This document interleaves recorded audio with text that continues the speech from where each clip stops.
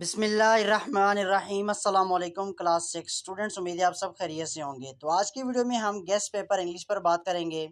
बेटा ये पेपर आपके फर्स्ट टर्म का है, तो ये पेपर आपका 50 नंबर का होगा। इसमें आपके 15 नंबर के MCQs और 35 नंबर के आपके CRQs होंगे। वीडियो को शुरू करने से पहले बेटा आपसे दरख्वास्त है कि चैनल को ज़रूर सब्सक्राइब करें और वीडियो को लाइक करना ना भूलें। तो पार्ट ए है MCQs। क्वेश्चन नंबर 1 है identify the simple future sentence from the following.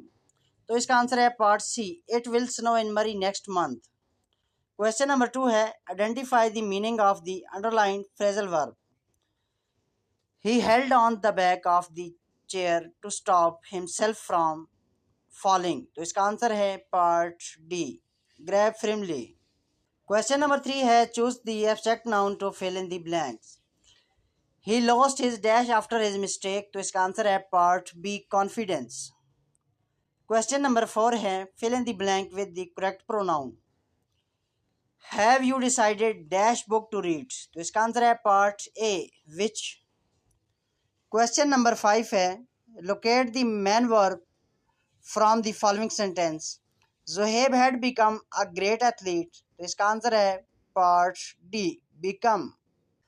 Question number 6 है identify the compound verb from the following sentence. I saw a massive rainbow yesterday morning in the clouds. तो इसका answer है part A, rainbow. Question number 7 है identify the sentence with the post modifier after the noun.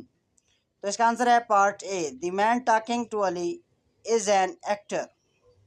Question number 8 है fill in the blank with the correct pronoun. I was asking him dash phone call that was. तो इसका answer है part C, whose.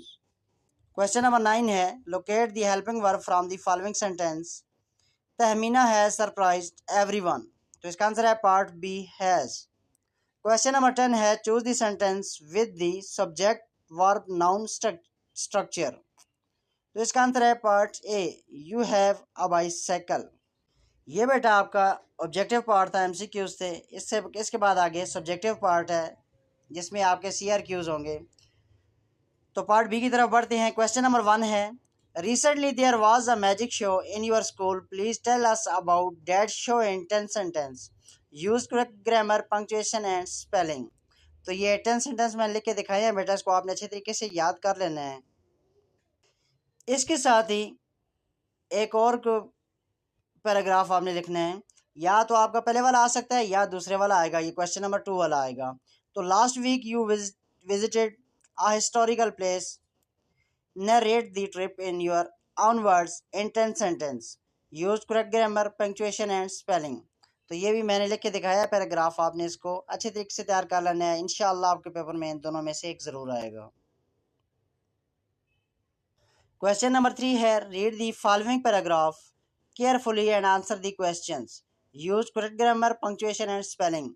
ये एक paragraph दिया गया है, इसमें से नीचे क्वेश्चन के आंसर आपने देने होंगे। तो क्वेश्चन के आंसर भी मैंने लिख के दिखाए हैं, आपने इन तमाम को अच्छे तरीके से तैयार कर लेना है।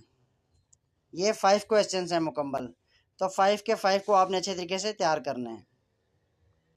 आगे क्वेश्चन नंबर 4 है listening, speaking and reading question.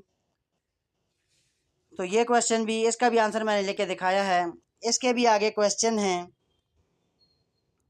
Total 4 question हैं, तो इनके आंसर भी मैंने लिख के दिखाए हैं। आपने इस पूरे को अच्छे तरीके से तैयार कर लेना है ताकि आपके इस पेपर में अच्छे से अच्छे नंबर आ सकें। तो बेटा वीडियो को पूरा देखा करें और अपनी तैयारी अच्छी से अच्छी किया करें। तो मिलते हैं बेटा एक नेक्स्ट वीडियो में एक नेक्स्ट गेस्ट पेपर के साथ। तब तक के लिए अल्लाह हाफिज़।